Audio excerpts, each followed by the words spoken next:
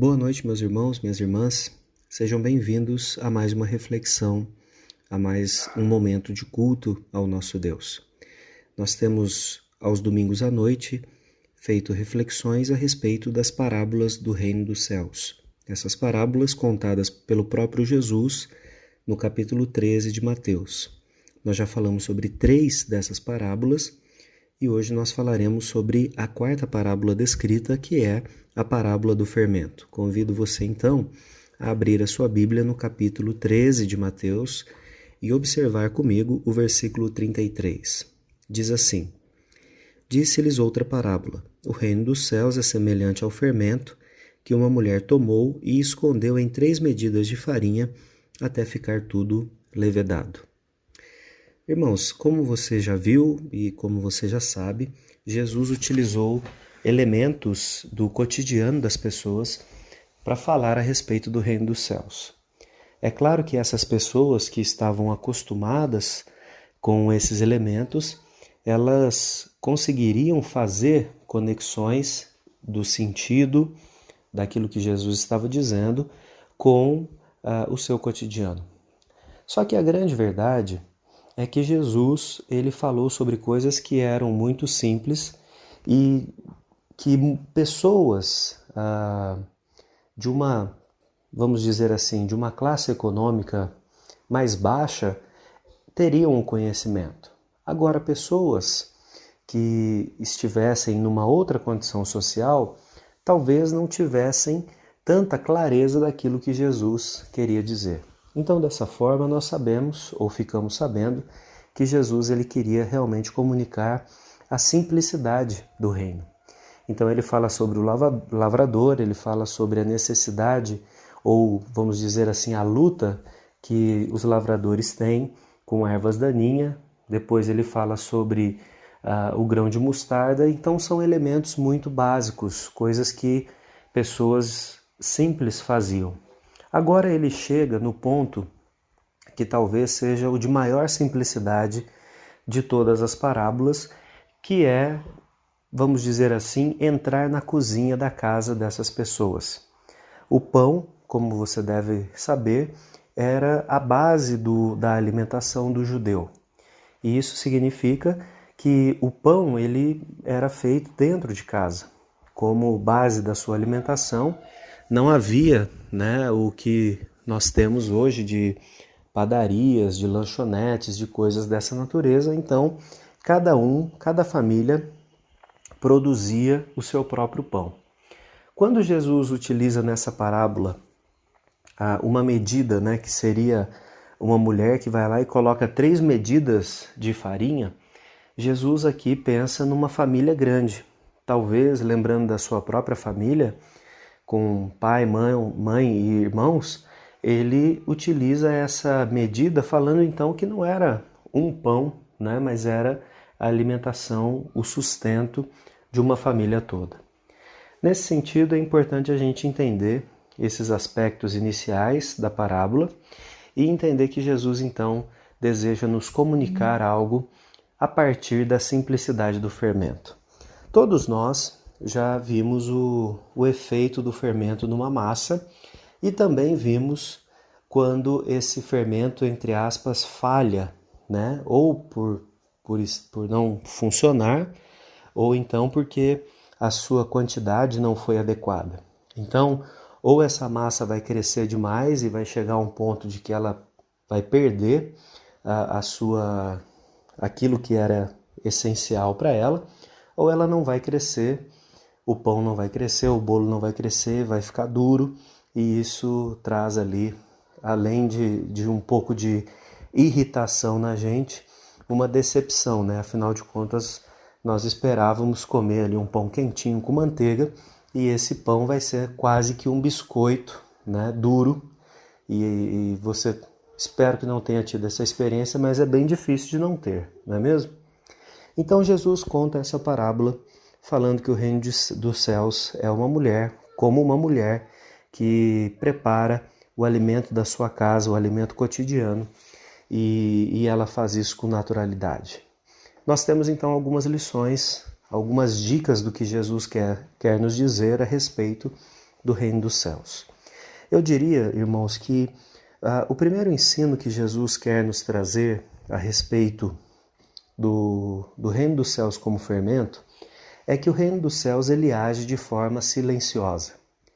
Você provavelmente não ouve barulho e dificilmente, se você ficasse olhando para a massa enquanto existe o trabalho ali do fermento, você conseguiria notar o crescimento dela. Eu não sei se você já viu hoje, mas na internet existem hoje vários vídeos em que uma câmera ela fica filmando o processo do crescimento de uma flor, do crescimento de um fruto, e também existem alguns vídeos do crescimento da massa ali, né? E aí é lógico que esse vídeo ele é apresentado para nós em uma forma, né, bem mais rápida, e aí nós conseguimos então notar o crescimento dessas coisas. Mas olhando a olho nu, nós não conseguimos perceber. E talvez a gente, principalmente quando era criança, né? Minha avó fazia sempre aquelas roscas e tudo mais, e a gente ficava ali de 2 em 2 minutos olhando embaixo do pano para ver se a rosca já estava pronta para ir para o forno. E parecia uma eternidade essa rosca ficar pronta, porque nós queremos que ela cresça imediatamente, que o efeito ali aconteça instantaneamente. E esse modelo do que Jesus está trazendo, ele é para que nós entendamos também como funciona o reino dos céus. Então, muitas vezes nós olhamos para as coisas que estão relacionadas ao reino dos céus, ao evangelismo, ao crescimento espiritual, e nos parece que a coisa não anda, nos parece que a coisa não tem efeito nenhum. E aí, da mesma forma que nós precisamos deixar ali o pão descansar no seu crescimento e voltar depois de 1 hora, 1 hora e meia, nós também muitas vezes precisaremos olhar para o reino dos céus nessa perspectiva de um tempo um pouco maior. Às vezes a nossa impulsividade e a característica, né, da nossa sociedade hoje, da nossa época, é de querer as coisas instantaneamente. Se você quer mandar mensagem para alguém e essa pessoa não te responde rápido, você fica irritado. Se você faz uma ligação e a pessoa não atende, você se irrita.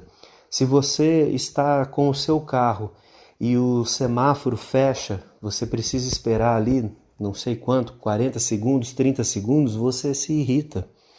Então, nós precisamos aprender nessa sabedoria da simplicidade de Jesus, do fermento, que o reino de Deus ele funciona num tempo que é o tempo de Deus, não é o nosso tempo.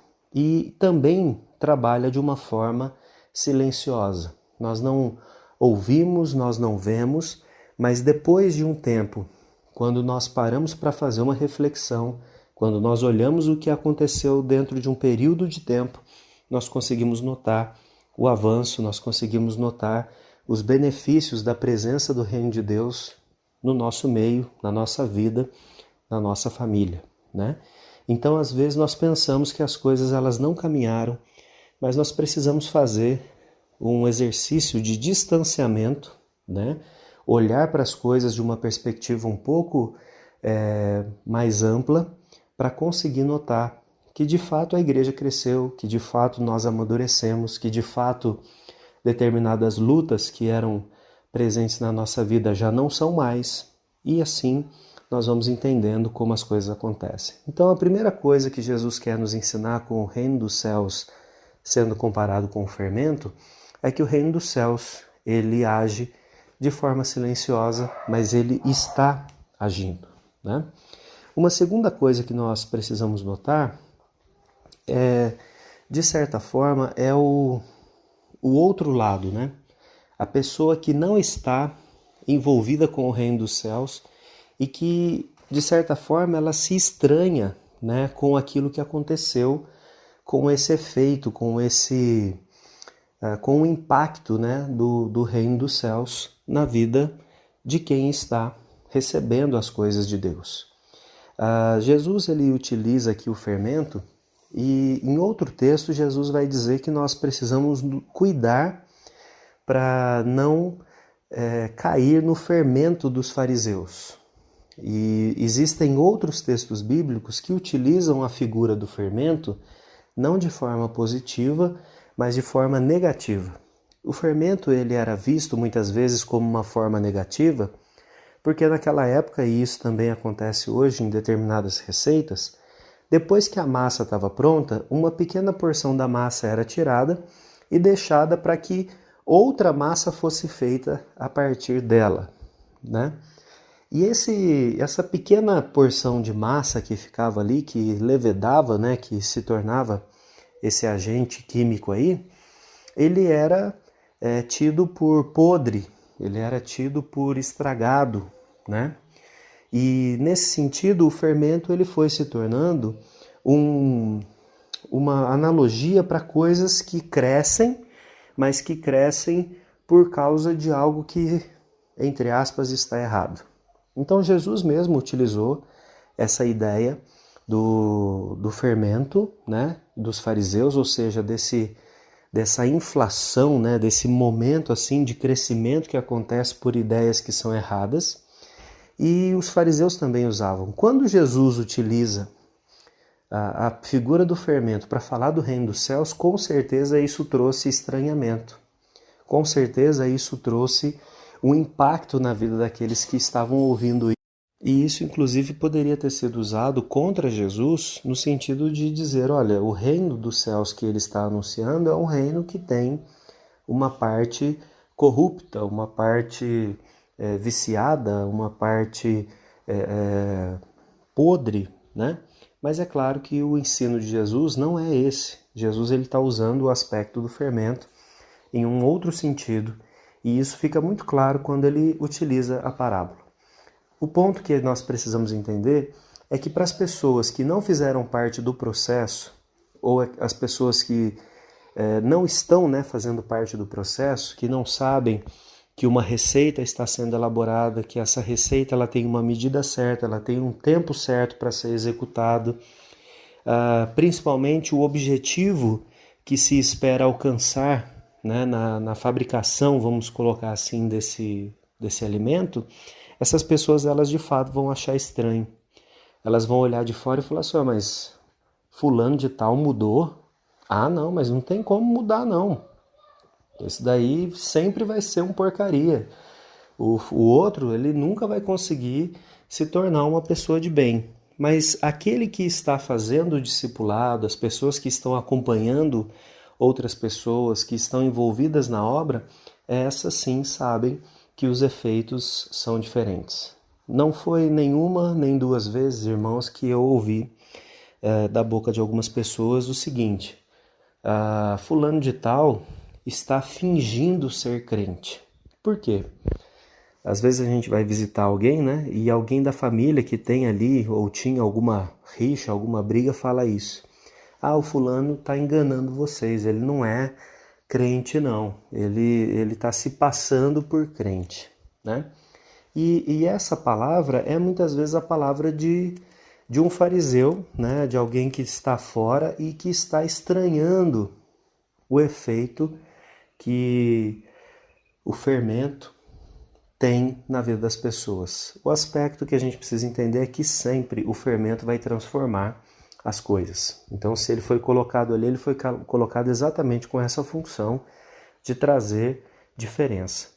E as pessoas que estão de fora, elas vão julgar isso como falsidade, como uma série de coisas, para simplesmente não dar o braço a torcer de que aquilo é uma ação de Deus, de que aquilo é, de fato, uma transformação genuína e para benefício, inclusive, possivelmente, daquele que está julgando e achando que é algo falso, né? E por fim, o reino dos céus aqui nessa comparação, ela é de fato para dizer que o reino é um reino que transforma as coisas, né? Um pão que era feito sem fermento, ele, como eu disse, se transforma numa bolacha, duro, seco, talvez até difícil de mastigar. Um pão que tem o fermento, ele já vai ser um pão macio, maior, né, mais fácil de mastigar, saboroso, né? E o reino dos céus, aonde o reino dos céus chega, existe a transformação. O nosso cuidado vai ter que ser exatamente com o tempo. Às vezes a gente quer que as coisas aconteçam rapidamente, como nós falamos no início. Tome cuidado com isso. O reino dos céus ele pode ter o tempo que Deus desejar para que as coisas aconteçam. Então não sejamos nós as pessoas que vão dizer o que está certo e o que está errado no tempo que Deus estabelece no discipulado, no crescimento espiritual de cada um de nós.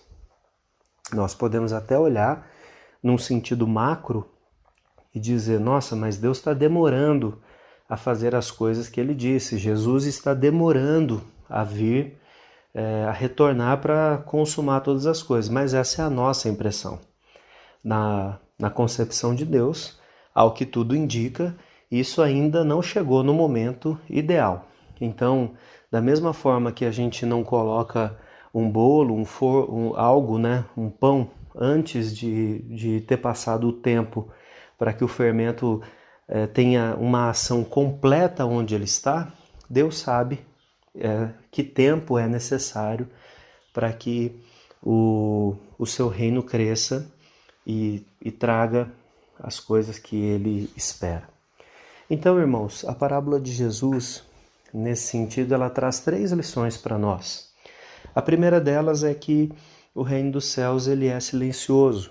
Então, ele é transformador, mas muitas vezes ele não é visto, não é ouvido, e nós precisamos, como crentes, aprender dessas coisas. Segundo, que o reino de Deus ele é impactante e talvez ele seja até incômodo para as outras pessoas e elas podem nos julgar por achar que nós estamos entendendo as coisas erradas ou fazendo de uma forma errada. Em terceiro lugar, e o mais importante dessa parábola, é que o reino dos céus ele é transformador.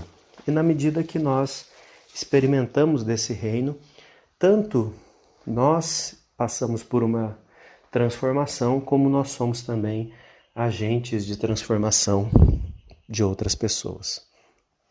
Então eu espero que Deus possa continuar falando ao seu coração, que você leia de novo a parábola, anote aí as suas impressões da parábola e nós estamos à disposição para caso você queira conversar a respeito disso. Que Deus te abençoe, um grande abraço e até a próxima.